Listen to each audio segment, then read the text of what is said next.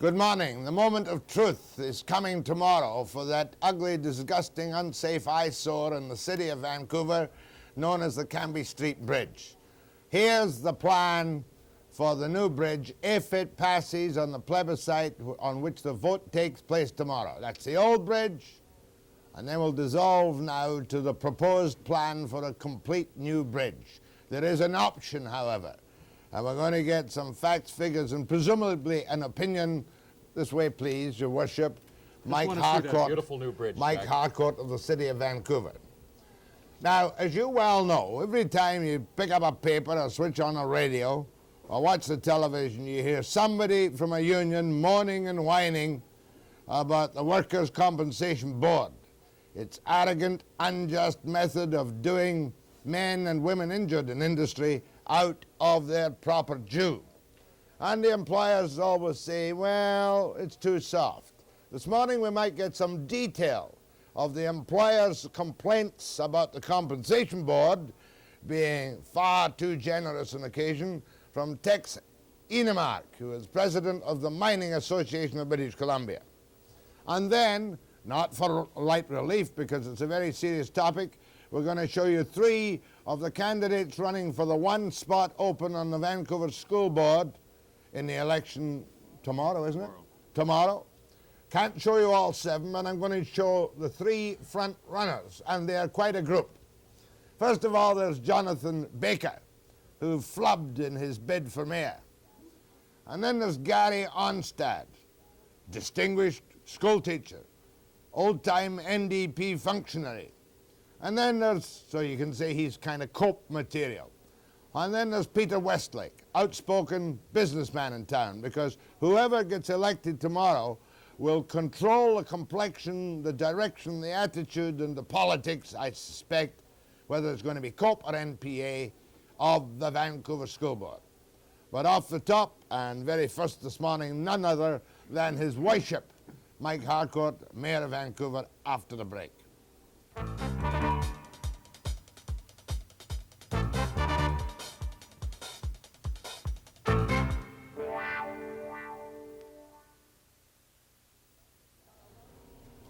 Now, about this man Van der Zam who's going to clean your clock. Boy, that'll be a great day. You're not going to say anything about it? Oh, I'm not gonna say anything until I see whether who's going to run, Jack. Who the heck knows who's going to run by next October? Let's agree. Van der Zam is a comic opera thing on the side. He's looking for some place to pass his time. You forget about him.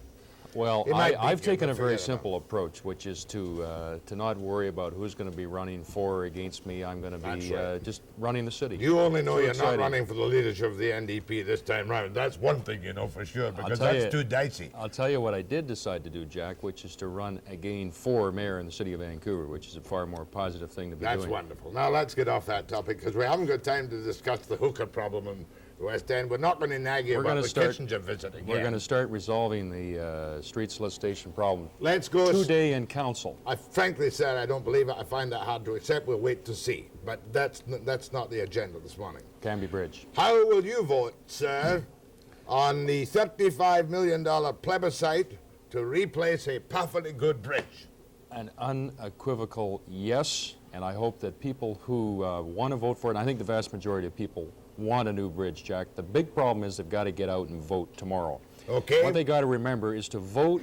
Today in the paper there'll be a list of all the polling stations. What they should do is to remember where they voted in the last civic election and to get out and vote for a new Cambie Bridge. What are the options? The options are to continue refurbishing the old bridge, which was approved by the voters a year and some odd ago. For $6 million plus. For $22 million. $22 million for which? $3 to $5 million of which would be wasted because it's part of a transition section we'd tear out down the line when we built a new one.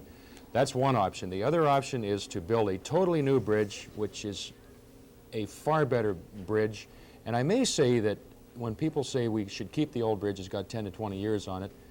Do you know that the present Cambie Bridge was the twin of the old Granville Bridge that was built in 1910 that we tore down 30 years ago? The new bridge would give us 6 lanes, 12 feet wide, rather than 4 lanes that are 9 feet wide, narrow and dangerous. 5 feet wide wood sidewalks on the present bridge. We'd have 14-foot wide sidewalk that people could walk on or cycle on, and it would overpass 6th Avenue, so you get rid of that traffic jam. So a brand new bridge at a cost of about $2 per month. Per single family home. For the This average is a mythical homeowner. average. No, it's about $2 All a right, month. let me put it quite For a clearly. condominium, it's about $1.50 a month. If people vote yes for the Cambie Street Bridge, they get a brand new bridge without a swing span, 6 lanes, each lane it says here, 12 feet wide instead of 9 feet. and a 14-foot sidewalk. Right, and an overpass of 2nd and 6th Avenue. All right. Can you build such a new bridge in time for Expo without going into double and triple time? No, we're going to have to go into double shifting. We think, though, that if the steel bridge, the steel portion, the middle span of 400 feet, proves economic, that it would speed things up considerably. Right. Now, the total cost of a yes vote will be the 35 million borrowing power on the plebiscite. Right. Plus another 5 million. 25 million. Well, we've got 22 in hand, and we would need another 3 to 5 million, which we have in our Right, reserves. so therefore it would be Yeah. 35 million. Be about, in all, About with some money, $60 million. $60 million. We think, though, that with the tenders that have just come in from the Annacis Island Bridge, which were 40% under the guesstimates, that we're going to get a good tendering process, and it'll be below that figure. Will it be, said Webster, thinking of penny farthing, a union-built bridge under the city's tendering regulations?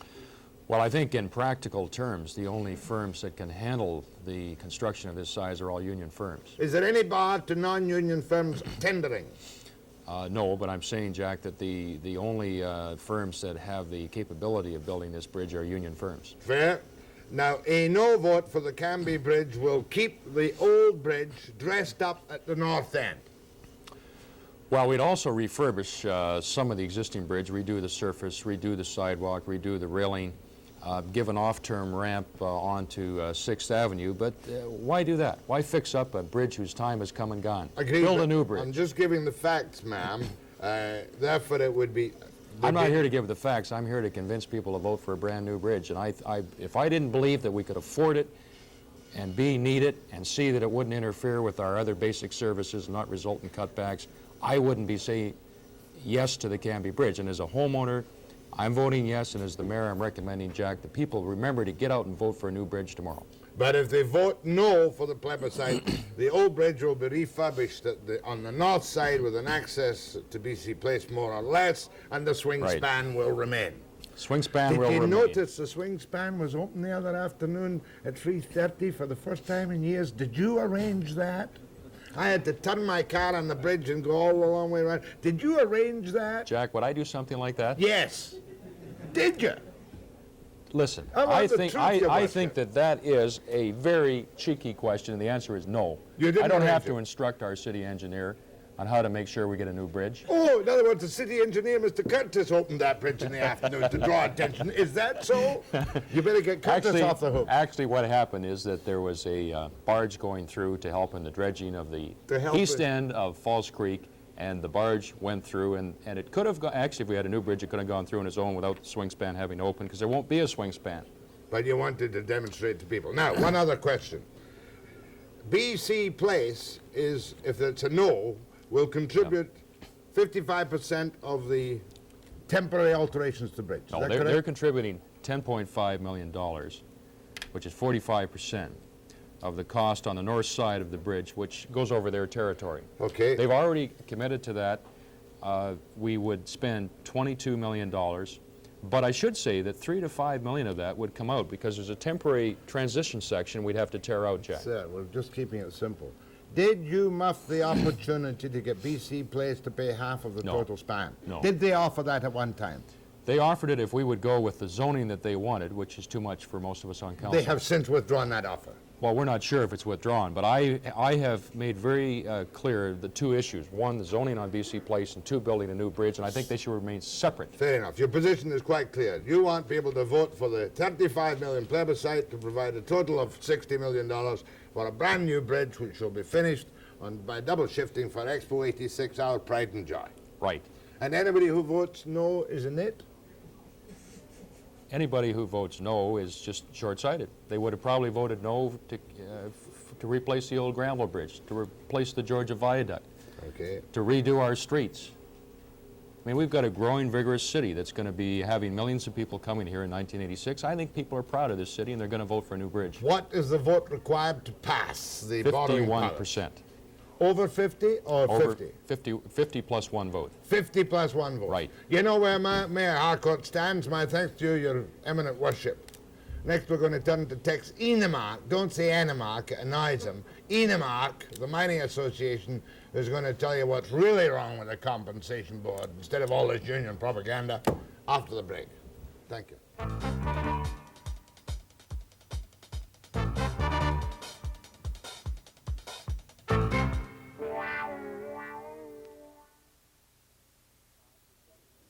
Tex Enemark is president of the Mining Association of BC, and he made a speech at Nelson the other day, and I picked up a copy of it, and I was quite astonished to find, instead of just the usual vague complaints about the generosity of the Workers' Compensation Board, some quite dramatic specifics. Mr. Enemark, you're speaking for the Mining Association of BC, right? That's right. Do you consider that, by and large, the Workers' Compensation Board is an efficient organization which does a good job, or do you think the whole thing is in a mess? It's a lot better than other organizations, but when we saw our costs more than double in a year, we thought it was time to start looking at the situation. The government is making some changes to improve it, but there are some fundamental changes before the thing does get into a real mess. So this is a stitch in time. Well, a little bit of history first. The employers, am I correct, pay the total cost of compensation every which way? That's right. Based on a levy? Yes. According to what? Based on the total costs of the running of a compensation system, plus some experience rating and more by class. And some things that are dangerous pay higher. Right, like the forests and the mining pay more than other industries. Well, forestry pays more than mining. Is it not a fact, however, that the workers' compensation was advocated and sought by employers in the old days because it took away, quite properly, the right of the worker to sue individually for massive awards? Well, it was in an era before there were massive awards. This goes back to 1916. What it does is make a much more efficient system in the sense that the lawyers don't get rich, you don't spend 5 years fighting your way through court, and you don't have to prove negligence. If something happens at work, even though it is the negligence of the worker himself, he gets compensated. Our debate today is that the board is compensating for things that do not happen at work. Well, you raised a number of specifics, and I want you to point them out and see if we get much response from people. You told, for instance, about the drunken seaman who was fished out of the water, 0.27, and you object to him getting a compensation pension. Tell me the circumstances of that one. Well, he was out on a night on the town and came back to the ship apparently with 3 times the blood alcohol level that you'd be found guilty of impaired driving in his blood. He wasn't seen to return to the ship. He was fished out of the water the next day, apparently having missed the gangplank.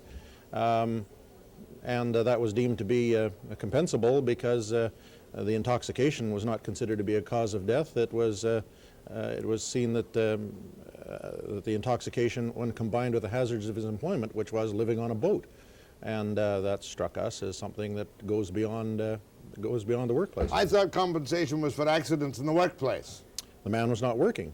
Quite obviously, he was off on a toot on the town, and he was returning to the ship, but it had nothing to do with his work. Okay, drink comes into the second case you specified, in this case a lawyer. What were the circumstances which caused you to object to that particular compensation board ruling? Well, a logger had quit a logging show in a remote part of British Columbia. The plane came to pick him up the next day. While they were preparing the plane, refueling it for a takeoff, he left the dock, wandered up the road, and apparently collapsed or fell or fainted or whatever on the road and was run over by a truck. The thing was that he no longer worked for that logging company and wasn't at work, and it's not a compensable accident. In what way could they rule that it was on the employer's premises then? That's right. They ruled that? That's right. Because he was on a logging road? He was on the employer's premises. He was drunk and run over by a truck on a logging road owned by the employer, so he got full compensation. Yeah, even though he was no longer an employee. Surely that was appealed by the employer. Apparently not. This is a policy decision of the board, and it's published as a board decision. setting out what the board's policy is. And all of these cases that I've given you are, except for one, are policy decisions.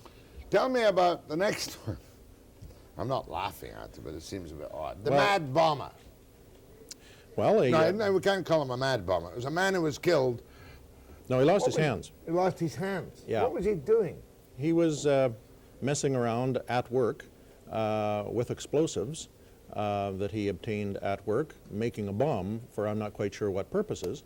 And the bomb, he had learned, he had access to the explosives at work. He learned how to make bombs at work, and he was hurt at work, but he was certainly not hurt in the course of work. And I mean, the bomb, the explosive device blew up. Yeah. Took off his hands. Yeah. And that was ruled to be the employer's fault in some way? Well, it's deemed to be work-related. And, you know, he was completely, again, off on something of his own. It was not at a workplace where they make bombs.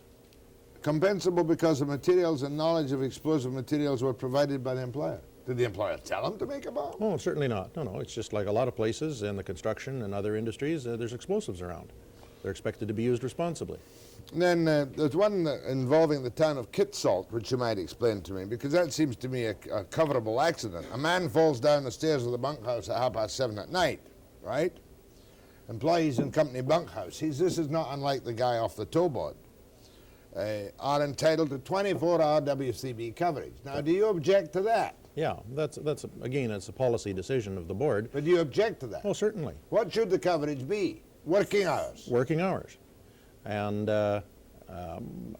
it should be limited to that. And if it happens outside working hours, well, then it's a matter to be settled in the courts through negligence actions. Were you afraid of this being extended in that particular case at Kitsault? Well, this wasn't a case at Kitsault. What happened was this particular case was extended to apply to Kitsault, which is a company town, and the board, a person at the board awarded someone who was hurt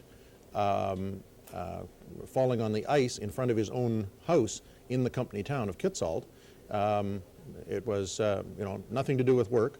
He was on his own time. He fell. He hurt his leg. The board said the whole town of Kitsault is one big bunkhouse, and it took us 2 years and a fair amount of legal fees to get that policy reversed, and that in itself says volumes about what's wrong with the board. In other words, for 2 years, the ruling was that if I lived in Kitsault or in a company town, no matter what happened to me, whatever time of the night or day or anything else, the cost of rehabilitation or whatever pensions came from the employer. That's right. Whereas if I live in Vancouver and work for a sawmill on the Fraser River, how much am I covered by compensation? From the time I get to the plant till the time I leave? Basically, yes. As long as you're on as long as you're on the employer's premises, and even that goes too far, because you see people in accidents on access roads on their own vehicles outside of company hours or outside of work hours, being compensated when their car runs off the road and they get hurt.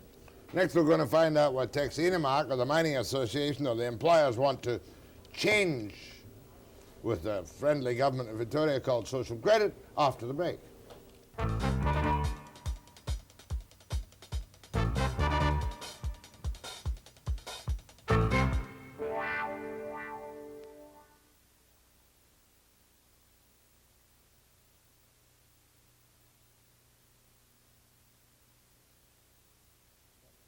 I'm very much surprised, said he to Tex Enemark of the Mining Association, that with a social credit, a pliant social credit government in power, that you haven't managed to get the Act changed to remove these policy decisions, which give people 24-hour coverage, drunk or sober, in certain circumstances. Have you asked the government to change the policy decisions of the Compensation Board? We've made a number of representations to the government over the years, and there is some movement to react to some of that with respect to the investment policy, and we hear that wheels are turning internally, but we don't know exactly what they're going to do. All right. Are you happy about the freezing of the employer's assessment, which has caused the unions to explode? That's just pandering to your cheapness as an industry. Well, having seen our WCB assessments go from $11 to $25 million in 2 years, we're just delighted that they're frozen, yeah. But what about the $600 million unfunded liability that people are always panicking about? And this decision by Fletcher, is it Walter Fletcher? Walter Fletcher. New chairman, to gamble in the market? Kindly address that question, as politicians say. First of all, the $500 million unfunded liability is due about in half to what we've just been talking about, paying for things that ought not to be paid for. About the other half is the fact that the $1.2 billion in the fund has been invested mostly in provincial and municipal bonds over the years and has not yielded as much as it ought to have yielded for the benefit of those who benefit from workers' compensation. Had the fund just kept up with inflation over the last 10 years, there would be $80 million more. If they'd have met a reasonable target of the Consumer Price Index plus 2 3/8%, there'd be $235 million more in the fund. So we think that opening the fund up to getting into equities where they can participate in some growth and do better than simply with debt instruments is a good move. We just hope that it's the investment powers are wide enough. We suspect that maybe they're not. Do they have to change the WCB Act to widen the investment powers? No, they did that last year. So you think it's a good business-like move which will lighten the assessments on the employer and create money from the kind of depressed stock market at this particular time? Well, it's not going to lighten things. What it's going to do is will allow the fund to carry a larger portion of the growth in the burden in the future. Next question. There's an independent board of reviews which have got a backlog of about 4,000 cases. Do you want these independent boards of review wiped out? No, we want them maintained. What we do want is a better system of appeal, of handling appeals and reviewing appeals internal to the board. Going back to the Kitsault case, that was just so patently nonsensical that it should have never been allowed to happen internally, but it had to go to the appeal process because only the appeal process as it exists now is the only one that can provide redress. There should be a quality control system internally to the WCB that would see to it that the kinds of decisions being made were better decisions. As it is right now, the final arbiter after all these board review are still the commissioners. Yes. You didn't have to go to the courts to get the Kitsault town site decision overturned. No, that was reversed on appeal. So you're looking forward to some major amendments to WCB from Labour Minister Bob McLaren. Praying, yes. Praying. Now let's go to some phones. Taking compensation calls is in itself a hazardous business. I would like to deal with a broad principle this morning because we can't judge or assess individual cases. Go ahead to Tex Enemark. Yes, I've got a couple of points to make. Number one, what is the exact purpose of Mr. Enemark's statements this morning? The feeling I'm getting is that he's saying that the poor old WCB is getting abused. And actually, I've had the experience in working in mines extensively across Canada, and there's a lot of I have a lot of shortcomings on the other hand, where people are being abused. And, but let's put it this way. He's pointing out that some policy decisions they regard as way out of line. Well, certainly there are a few, we'll all agree there are a few bizarre cases, and the ones he's mentioned certainly seem to do that. But I get, this trend seems to be confusing me that a lot of people out there are going to be thinking, wow, the WCB has been really abused by the people, when actually it's the other way around. Okay, hold on. You indicated to me, and you might want to correct this, that of the $500 million unfunded liability, about half of it is to be paid out in claims that shouldn't have been granted. In the last 10 years? Yeah. One is making an educated guess, but yeah, there are a bunch of things wrong with the Workers' Compensation Act that provide for payments in cases in which there is no medical reason for it. But that was the way the Act was written 10 years ago, or rewritten 10 years ago. By the NDP? Yeah. And it provided for some things, and basically it's not accident related. Accidents, generally speaking, are relatively inexpensive. It's lifetime pensions that cost $500,000 or $600,000. And a bunch of those things have been a major. But if a man is killed by a roof cave-in a mine, you have no objection to Certainly the $500,000 or $600,000. No, quite the contrary. Go ahead, please. Hello. Hello. I'm sorry, wrong one. Hello. Oops. Go ahead, please. Yes, I have two questions for Mr. Enemark. One was, what is the basic cost? In other words, the percentage rate that the mining industry now pays to the WCB. And secondly, I have had some concern over what I have read in the paper that I believe a major Quebec company has had to go out of business because of increased compensation for similar problems that Mr. Enemark is having. I'll hang up on that. Thank you. It's Assessment different, rate. yeah, it's different for coal mines than for metal mines. For metal mines, it's about $3,000 per employee per year, a little less than that. So a mine of 500 employees starts off the year by paying just about $1.25 million in WCB assessments, plus any surcharge relating to accidents. For a coal mine, it's about half that. And then on top of that, there are assessments for the silicosis fund. Okay, majority, did a big company go out of business because of compensation board assessments? You're not aware of I that. don't know what he's talking about. Go ahead from Port Alberni. Hello. Hello, Port Albert. Yeah, that's you. Good morning, Jack. Morning.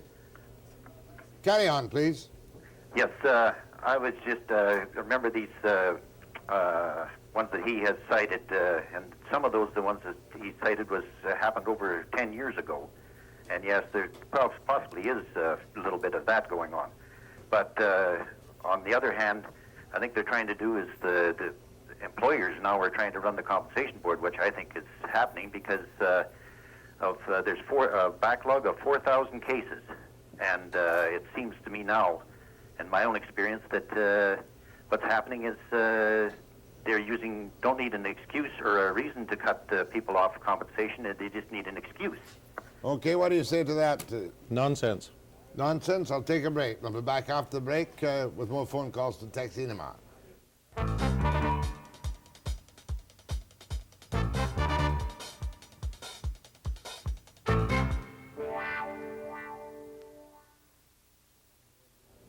What staggers me are these independent board of reviews. How the devil can they have 4,000 cases to handle? How many do they overturn? Well, there are 6 panels that each can hear 500 cases a year, which is 3,000 cases a year, and there's 4,000 appeals being made each year. So they're getting 1,000 cases behind each year, and at the present time it takes 2 years to have an appeal. And that all gets back to the basic problem of poor decision-making at first instance within the board. Why? Why do you say that? Because of the number of appeals. Yeah, How many of the original WCB decisions are overturned then? about 40% on average. 40%? Yeah. This must be another bonanza like the Labour Board for the legal profession where it costs a fortune and they drag everything out forever. Am I right? Well, it's partially that, but a lot of it is a lot of hassle for the labor unions who end up carrying the They can. carry the load. And privately talking to some of them, they want a much different system that would lighten the burden of appeals on them. Too many lawyers in this part of the world. Go ahead from Birch Bay. Birch Bay, yes. Are you taking it easy down there? Yeah, right. On compensation? Yep. Go ahead. Okay, I'm on workman's compensation. I'm in construction trade. Right? Now, hurt myself at work, and they started giving me the maximum workman's compensation, which was $376.59 a week. Right. And after 13 weeks, they told me they had to average out my year's salary, and they would give me that. Now, all last summer I didn't work because of the construction trade was very tough. It ends up I'm making $122 a week. It's hard to even live on. Are you totally disabled? I can't work because of my back. When will you go back to work?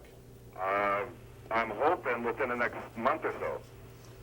There's a point. Now, there's a guy. Should he get his full rate even if he was unemployed last year, or should he get the $122 rate? Which would you say as an employer? $376 based on his full union rate, or $122 based on his actual earnings a week? That's a problem, the whole question of relating it back. I think instead of looking just at the previous year, they should average it back 2 or 3 or 4 years. So if his facts are correct, he is getting a bit of a raw deal, and even you wouldn't complain about that. No, I wouldn't complain about that. Thank you. What has to be remembered, though, that what he is being paid is tax-free. He doesn't pay any income tax on that. There was a ruling recently. Oh, it's only the old age pensioners that hit with the compensation. No, you have to declare the income, and if you go over over that, you pay tax. But this amount itself is tax-free. Go ahead, please. Yes, I'm pretty proud of the Compensation Board as a whole, and I'm just getting tired of people continually picking at it, but they really don't offer very constructive criticism when it really comes down to it. They have a tendency to concentrate on the bizarre claims adjudications and not really concentrate on how the board could be improved overall. To give you an example, the case Mr. Enemark just brought up about this bomber. Now, certainly, there are very strict federal as well as provincial laws on the control of explosives, on the storing of it. They must have lockable day boxes, storage facilities that are locked up at night. There must be controls on inventory. Now, how does an ordinary worker get a hold of this explosives well on the job site while other people are working around him? Certainly, there's something lacking on the employer's point. As far as logging roads, I don't know. I was up in Quesnel earlier this winter, and there were 6 logging trucks went off the road during the course of employment loaded. They went off the road. Now, this was a squabble between one of the big forest giants and also the provincial government Department of Highways, who was going to maintain that road and who was going to do the sanding and who was going to do the grading. Now, if I was a worker going out to my logging truck to do some work on that logging truck and I ran off the road in my private vehicle, certainly I should be entitled to claims. Now, there's some of the other things that I would like to see. Now, we're talking about a good Socrat here who should have some management abilities behind him. Are you still there? Yes, yes. Great. Okay, I would like to say some of the bigger things. Just to go back a couple of years, when I was in high school, the schools were they were used just for school activities. After 4:30 or 3:30 at night, there was the odd basketball game or the sock off, and that was it. That was the end of nighttime activities. Now you go to a school, a high school or a junior school, there are Cub Scouts, there are PTA. Yeah. It goes on and on and on. Now what happens to provincial government buildings as a whole, not only the Compensation Board? At 4:30 they're locked down and that's the end of it. Now there are probably 50% of the jobs down the Compensation Board that they could run on 2 or 3 shifts. Now there's a tremendous amount of saving on initially the cost of the initial installations of the building. Hold on, don't go away. He raised a couple of points. Do you have any objection to a logging truck driver on duty getting compensation? No. No. You object if he's hammered. Yeah, we have some questions about that. We also have a question about somebody who is on and who is driving, shall we say, to work, but he is not he's outside of his working hours, and he is on the employer's road, and he drives off the road. That ought not to be a compensable case, and yet under the policies of the board at current it is. It's I don't not think a of that as bizarre. compensable case if I'm driving from here to Marine Drive. No. Or even if I'm inside the plant, is it a compensable case if I rack my car up against a building? Inside the plant, it might well be, yes. It might well be, if it's inside the plant. Yep. He's got good points. What about the facilities? Are the facilities, don't we have some place named after the cabinet minister here, the Peterson? Some rehab? Yeah, there's a facilities? rehabilitation. Are they too lavish for you? Are they too soft? Are they full of wasted money? I have not seen them. There's a variety of stories that suggest that a lot of effort is made keeping them full, fuller than they might be if there was some other arrangement. But we're not going to criticize that. We think that we focused on about 5 things wrong with the board, and they ought to be addressed as a matter of priority. Go ahead, please. Hi. Hi. Good morning. This is John Carlson from the Injured Workers Association. Yes, John. Where you're talking about this money they're going to be putting into the stock market, $450 million. Right. With their stocks in the past, they've only been receiving 1.5% interest on their portfolio. In the last 2 years alone, they've given $90 million to the BC Rail, interest-free. Now, this money is supposed to be put into some kind of investments for pensions and whatnot, retraining. They were told a couple of years ago by investors where to put their money in. Ontario government put their money into investments. In the first year, they turned $120 million in interest alone on their portfolio. The BC board didn't do what they were told, and now they're crying to the blues to the employers. Okay, hold on a second. I recall on the BC Rail Royal Commission that there was a large amount of WCB investment on which the interest was not being paid for some time. That was obvious, and I can confirm what he says in that. That was a bad one. Well, that's not the fault of the Workers' Compensation Board. That is the fault of the Provincial Department of Finance.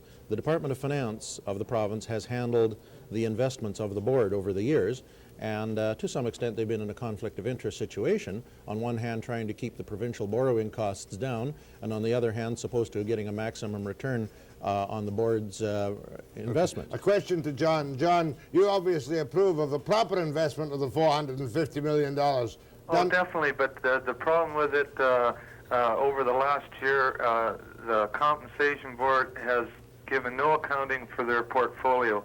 They just say the money is going into Crown corporations. They got money invested in Newfoundland Municipal Power and bonds. Light and all these phones. They even got $12 million invested in PGE Railroad, which came off the books 2 years ago. It isn't even running. It's not even a company, and they got $12 million in it. Hey, John, you've done a good job on that. Well, I got a couple more quick ones. What Okay. The board should do and the employer should back is what they have in other countries. You get hurt on the job or at home, you get automatically 60% of your wage, no questions asked. These employers are being sucked in, their money is being misused. Go on. What they should do in a lot of companies in BC, what they should do is hop out of the compensation board plan and get their own private insurance plan. John, very helpful indeed. You might leave your number here before you hang up. What do you think of that? Well, let me go back to the portfolio investments. The portfolio has not been invested to the maximum advantage. That's not the board's fault. The government has handled the board's money over the years, and those powers to invest wider and to delegate that to the board were just passed by the legislature last fall. So we support that, he supports that, that's a good thing. The question about a general compensation scheme is exactly what it is I'm trying to talk about in this debate. The workers' compensation legislation 10 years ago was rewritten to provide a general compensation scheme, or at least a much wider compensation scheme. And if that's what society wants, then society as a whole ought to be paying for it. But if you are asking the employer to pay for the whole, for any accident, then we don't think that that's fair.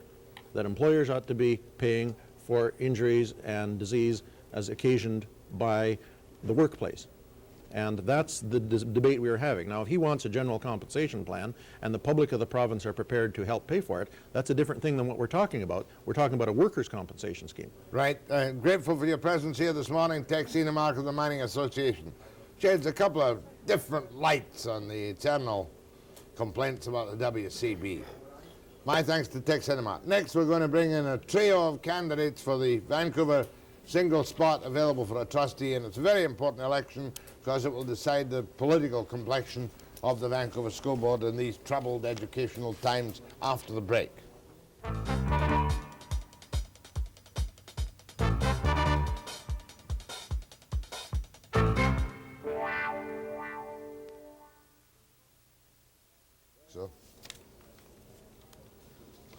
There are 1, 2, 3, 4, 5, 6, 7 candidates running for a single space in Vancouver School Board caused by the retirement of Ken Livingston. Now, sorry, my apologies to Brian Barber, a teacher, Kenneth Bain, a corporate analyst, Douglas Bjorkman, a barrister, Helene Manishka, an education volunteer. I can only do one kick at the cat on this, and I've chosen the 3 principal contenders. Start with a new face to many people this morning. I've known him for many, many years indeed. Distinguished teacher, Gary Onstad. Gary, who are you? Who am I, Jack? I'm a teacher at Burnaby Central. I'm the Social Studies Department head. I've been on the school board from 1980 to 82 when COPE had a majority on the school board. And I've done a number of projects and a great amount of work with the development of curriculum around this province in urban studies. You were on the famous Eileen Daly Novikowski committee which created such a furor in the 72, 73, 74. That's right. That was the Research and Development Division, and I worked for half a year with them, and then I went into Vancouver and worked on the Northeast Sector project, which was looking at learning conditions problems in the Northeast Sector of How Vancouver. old are you?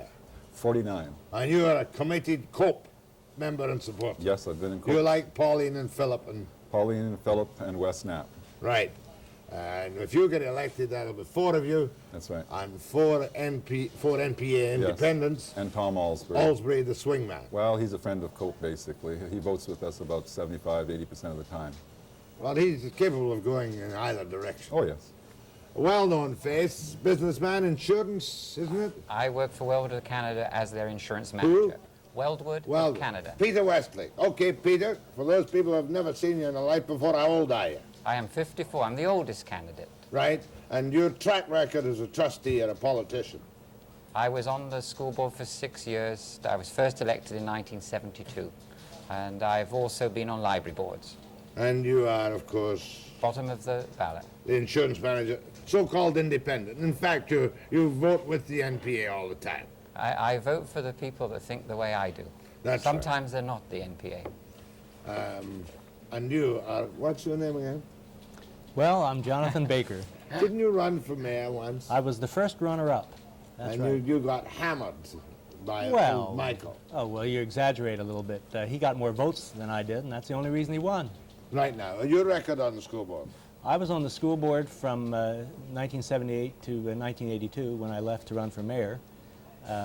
Prior to that, I was the founding trustee and first program director of the Vancouver Academy of Music. It was then the Community Music School, and I presently trustee of the Granville Island Trust, and I have been a trustee of Vancouver Community College for a number of years. And you forgot one thing else. You play the flute. I play the flute sometimes. I'm also, actually, I'm into computers right now. I haven't been practicing very much in the flute. And also you had a nice civil servant job at City Hall where you spent millions on paintings. Well, that's right. I was a city in the social planning department. Social planning. Social planning department. And yet you're a right-winger, right? Oh, I would say I'm NPA. towards the middle. I'd say towards the middle, and NPA. Well, we'll give you the ball to begin with. What are the issues? What evolves in this election, apart from the fact that the provincial government wants you to slash your budget from 174 to 166, I think it is?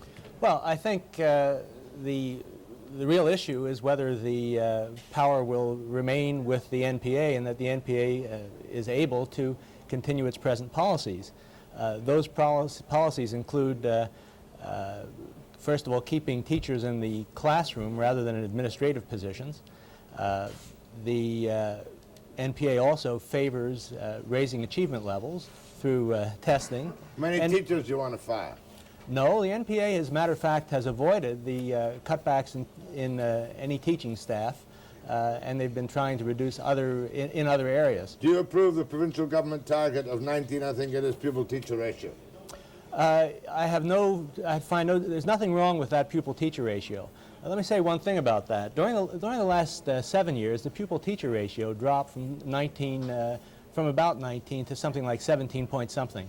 At the same time, the classroom size remained just about the same. It dropped a little bit, but not as much. And what that meant was that the teachers who were staying on weren't going into the classroom at all. They were going into non-teaching administrative positions. Fair enough. Gary Onstad, you strongly resent the education cutbacks of social credit, and do you consider them unnecessary? I do consider them unnecessary. I think that the social credit government is placing education as one of the lowest priorities in its entire operation. In terms of pupil-teacher ratio, we're headed for 1986 to have the same pupil-teacher ratio as Mississippi, of all places. And I think it's interesting to note that Mississippi has the highest dropout rate in the United States. And I just don't think that British Columbia, at least the people I've talked to during this campaign, certainly don't feel that the priorities that the government is placing on education are high enough. In other words, you will defy social credit government if you had your way and refuse to cut your budget from 174 to 166 million. Well, the refusal has to take a number of different dimensions. That refusal has to come from not just the school board sitting in isolation. It has to come from other school boards as well, and that's one of the major issues I feel in this campaign. The Vancouver School Board under the NPA has basically been silent. They have basically been apologists for the social credit cutbacks. They have basically retreated within themselves, and they have not gone to the public and have not gone to the parents, and they have not gone to the government and made any strong demands on them at all. It says here that the NPA want to lay off 168 aides, 35 staff assistants, and encourage 175 teachers to take early retirement. Is that your position, gentlemen? I think that's correct. There's a fixed budget. It's 166 million. That's up very substantially from what it was when Cope got in the first time in 1980. Well, where are you There going to should get be the plenty money of if you don't want to fire these people or lay them off or give them golden handshakes? Where are you going to get the money? I think the money has to come from the provincial government. I think the provincial government's cutbacks on education are having a devastating effect. We've already seen in places like Qualicum and Surrey what is going to happen. That same thing is going to happen in all Lower Mainland districts next year in September. And I think you can tell from the outcry from the public there that people have reached the saturation point in terms of the attack Listen, on you've got public 1,000 education. fewer students than last year in the Vancouver School Board. Doesn't that mean fewer teachers, or am I stupid? No, because the nature of the student population, we are in fact reducing numbers of teachers year by year. The number of teachers is going down. Listen, the lines are quite clearly drawn. Now, are you just going to repeat what he said, or do you have a different attitude as an independent NPA sympathizer? Well, I suppose I'm going to say some of the things that Jonathan said. After all, I'm delighted to see that he has come round to my way of thinking. He certainly didn't show that when he was on the board. No, what was the matter with him? Didn't have enough guts? Yeah, no, that's right. He doesn't realise that the financial problem of this province is extremely serious. I think... Well, he was a civil servant, don't forget, Yes. and they get kind of, you know, in the womb. Yes, but fortunately, as I say, well, are we going to be serious about this subject? I'm being perfectly serious about the subject. Because believe me, the financial crisis is going to get probably worse. They will not be able to not lay off teachers. Somebody's going to have to manage this school board. And there's an important point I'd like to make about looking for more funds. You remember Mr. W.A.C. Bennett, and he was a very wily, clever politician. And when he went in a crisis like this in the 70s, he said, look, I'll only give you so much money. If you want more, you can go back and to your local voters. Right. And you know, I want that privilege back. I'd rather think the Citizen City would turn down a vote for more money, but I want the chance to sell that idea. And then, once that happens, it's a real debate. Right now, we've been robbed of local autonomy. Do you know, this school board election is a useless waste of time. Why? Because Victoria's running the education system. And tell you something. What? Wait till you hear what I tell you. Listen. Okay.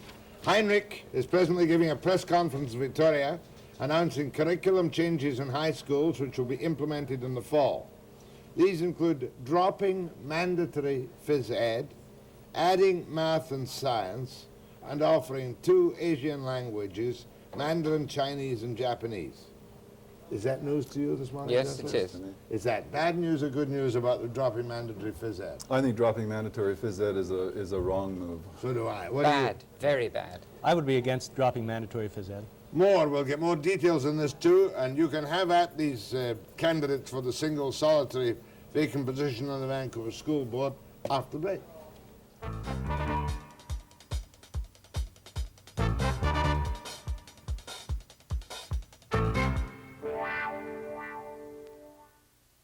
A lot of people complaints when they should be addressing that to the principal. But if you've got a bad teacher, can you get up and complain about it? Well, that is not the point of a parents' consultative committee. Well, that's the Oh. trouble. It And should I'm be. not going to sit there and listen to somebody else I berate thought a it would teacher be.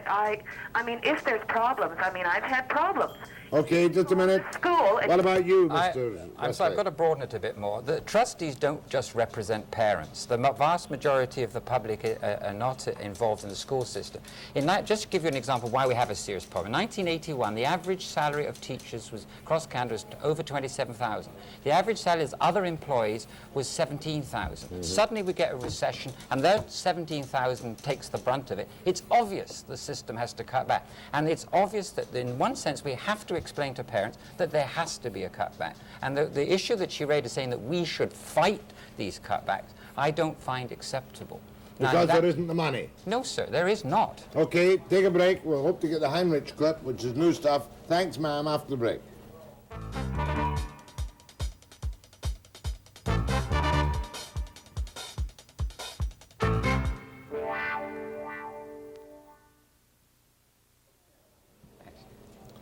We're waiting for a clip from...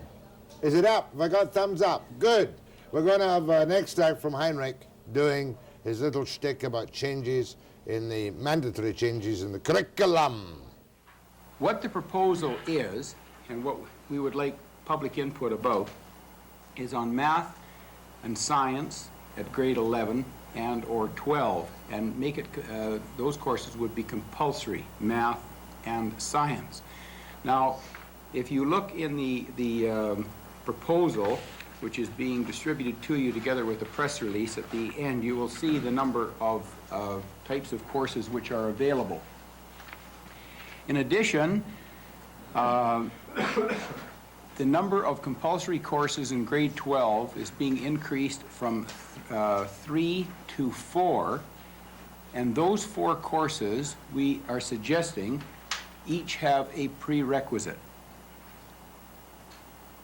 Phys ed, physical education, is to be an elective and not compulsory. In addition, we thought it might be an idea to have an examination of the issue of languages in schools. And so we have added 2 additional languages, both Asian, one Japanese and the other Chinese. The Chinese language which we have suggested is Mandarin. And Mandarin is the official language and also the language of business.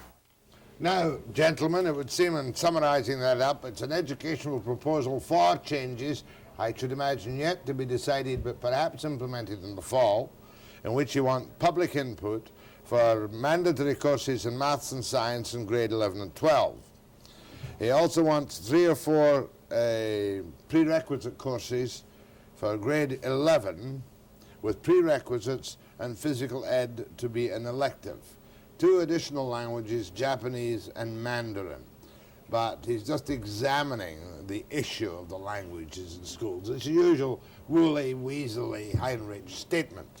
Now, what do you think specifically of maths and science added compulsory to grade 11 and 12? You're a teacher. Well, what's going to happen if math and science are made compulsory grade 11 and 12 is that the other electives are going to suffer. That means the arts programs, music programs, history, geography, Western civilizations, all of those programs will find, what you'll find is a massive decline in the enrollment in those programs. You'll find performing arts programs closing down in many secondary schools. You mean like Shakespeare? Drama, music, art. Bad or good? It sounds as usual, like one of Heinrich's off the top of his head pronouncements. Again, I've heard of no consultation on this whatsoever with anybody in the education community. He did talk about public input. What do you think of this? Going at it the wrong way, Mr. Webster. The government's job is to set standards and to examine students to see they've reached that standards. If he wants math 11, whatever that may mean, to be the standard for a pass then that's all he should do. He should leave it to the system to achieve that standard. This centralized control never works. You live longer than me, and I've lived a long time, and we know that centralization sounds good on paper, but it's inefficient in the long run. Sorry. You're throwing things at me now. Sorry. The demand for increasing emphasis on the basics is really coming from the public. And I think the provincial government is responding to that demand, and it feels that the school boards have not. The school boards over the last 10 years have been putting in a number of programs which could be regarded as frivolous. I don't agree that it's going to result, I don't agree belly dancing, such as... what do you mean belly dancing? Well, they had them in the community schools, they had belly dancing they at paid one for point. it. That's a red herring, capricious statement. But in any event, there's no reason to believe at all that it's going to require a cutback in other essential and basic programs in the curriculum, like history, He's talking about performing arts suffering, music suffering, history suffering. I think that's utter nonsense. If you look, as a matter of fact, at the International Baccalaureate Program, which is a program which the NPA Board has put in, and which Gary managed to cut out for 2 years when he was on the board. And he was right here. He cut it out. But let me just because it was an elitist program, for very few students, And See, at that time, and we couldn't afford expensive. that kind of expenditure. An Exactly. elitist program to Gary Onstad is a program where kids have to learn something. Nonsense. Oh, come Now, on, the come International on. Baccalaureate program is a program that That's includes mathematics, history, Canadian history, language, English, all the basics. And I think that's what this proposal is. I disagree with it, though, with respect to physical education. I Okay, think let's that go should to be the in phones. Were you on his side in wiping out the baccalaureate Oh, program? yes. That was a fancy idea that didn't do a great Whose deal. fantasy was it? The people who were proposing it. Was that Baker? I'm afraid Yes. it was, yes. Yeah. Interesting, though. It's been quite bright this morning. But I don't see any... You are surprised. I Yeah, agree with you. I am surprised. too. But I don't see any problem making phys ed an elective in grades 11 and 12. Do you? Yeah, I do, because I don't think that the physical condition of high school graduating students is anything to really brag about. Oh. And by removing that, what you're going to have is that the kids who need it most are going to be the ones who don't choose the elective, and the kids who need it least are the ones who are going to take phys ed. Belly dancing, not with high school students.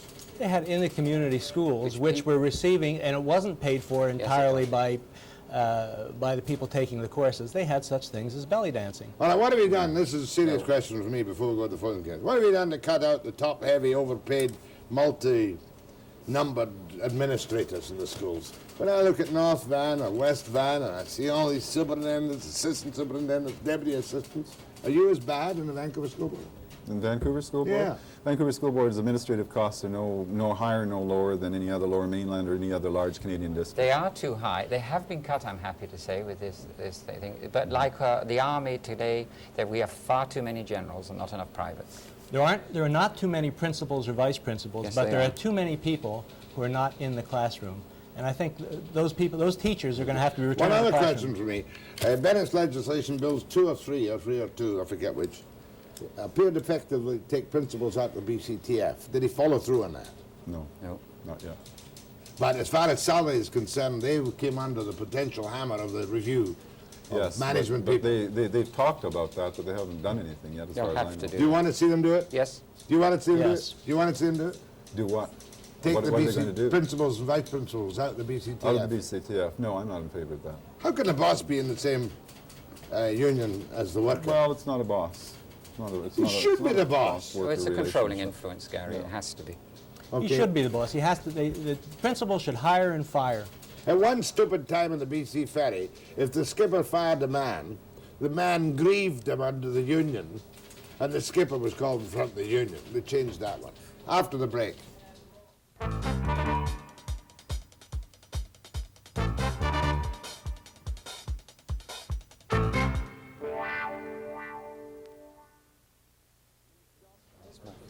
You've whetted my interest. Short, sharp, succinct opinion on the provincial testing, which I like. Bad or good? Bad. The provincial testing program proved absolutely nothing. Many of the exams were ill-prepared. Many of them were full of trivial pursuits. The student failure rate in the end, by the time they did all of their jiggling through the computer systems, less failed than were failed by the teachers. Wrong. Examination is a vital part of education. They've got to be increased, improved, and made an integral part of the process. Because what you and I want, really, Peter Westlake, is we want a test of the teachers to see if they're teaching them enough to pass exams, don't we? We want to test the system, yes. The exams were well prepared. They were prepared by professional teachers, and I've looked at the exams. I think they were excellently structured, and the necessity to curve them was normal in any examination process. Go ahead, please, to any of these candidates for the one solitary seat. Voting's tomorrow, isn't it? Yes. Yes. Go ahead, please. Hello? Yep. Yes, I'd like to ask the candidates where they send their children to school. Are they in the public school sector or do they go to private schools? And I'd like to know what their thoughts are on the proliferating private school sector in this province. Thank you. You, Gary. My 2 children attend University Hill Secondary School, and my concern about the private schools is like this group over in North Vancouver that's starting up their new private school. I think you have to look at the people that are doing that. The person in charge of organizing that is the vice president of the Jim Pattison Group, and I think those people can see the destruction of the public school system, and they're taking their kids out before it happens. My 2 children graduated from McGee High School. I'm a product of a private school system. I don't like it. I'm against it. On the other hand, freedom of choice is one of the tenets of our country. My son is at grade 8 in Churchill. My daughter's in Queen Elizabeth Annex. I think that the private school development is occurring because people perceive that the public schools are not sufficiently demanding in curriculum, and unless we do something about it, it'll increase. Nobody asked me my position. I'm against public money going to independent schools. Quite simply. Go ahead, please. Yes, good morning, Mr. Webster. My question is for the blonde-haired teacher on your panel this morning. Short-haired teacher. Long-haired teacher? The blonde-haired teacher. I'm sorry, I've forgotten his name. White-haired. Gary Onstad. How old are you, Gary? 49, Jack. I've known you for 25 years. I've been white since 20. Okay. Gary Onstad, COPE candidate for the school trustee. Right on. Okay, my question is, why doesn't he get down to the basic points that most people are concerned about, and that is, excuse me, that most people are concerned that teachers make too much money for the amount of education and training they have, and that people like him that get on the school board are only concerned with propagating the teachers' positions rather than the students. Okay, Empire Building. First of all, let me get your reaction to that. Is that color correct? He's not correct about teachers making too much money if you're a very good teacher. The quality of teacher is the important thing he's talking about, and the control of the quality of teachers is not good at the present time. Is Onstad an empire builder? In fairness, he cannot be anymore, so where I would have been terribly angry about him running for school board 10 years ago, now I'm indifferent. Right. You, what do you think of that? I think good teachers aren't making too much money. Yes.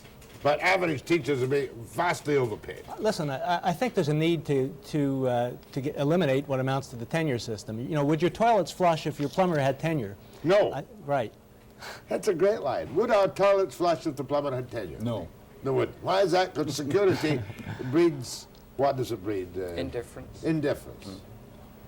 Well, the tenure system, the teachers don't have tenure in any way. When was a teacher last fired? Well, the teachers are fired every year. And they're two. moved Well, up. for sexual aberrations or aberrations. For what are they fired? Well, for messing about with other children, you know. That people get very excited about, and they do get fired, but they don't get fired for being bad teachers. Never has seen a case. Yes, they do. Yes, He says never seen a case. No. Yeah, I have. For being a bad teacher. Oh, sure. One sure. case in your lifetime. Sure. No, baloney. No. Two. No. Not in Vancouver. I was on the board when he was on the board. Never. Never. See, too much security. Go ahead, please. Good morning, Mr. Webster. I'm speaking as a parent, a homeowner, a taxpayer, and a teacher. Right, we have 1 minute. I have 3 children. 2 of them have been bounced through more than one teacher this year because of cuts in teaching staff. I would like to see the government give a very clear accounting of our taxes that are earmarked for education, being accounted for exactly how much of that literally goes to education. The teacher-pupil ratio is a farce being spread to the public because I'd like to know where there is an across-the-board 17 or 19 to 1 pupil ratio. Okay, ma'am, I'm afraid I must clip you there. We're too late and merely identify 3 of the 7 candidates running for tomorrow. Jonathan Baker here, NPA, Peter Westlake, Independent, Gary Onstad, who is a COPE candidate, and also running Barber, Bain, Bjorkman, Manishka.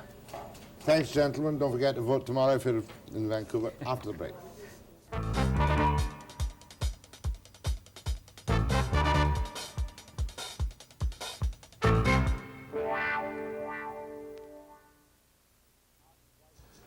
Program plans not quite finalized for tomorrow's edition, 90 minutes live of the Webster program. We have a number of areas in which we are working actively to bring you a bright, sparkling, informative, humorous, serious program. At 9 a.m. precisely.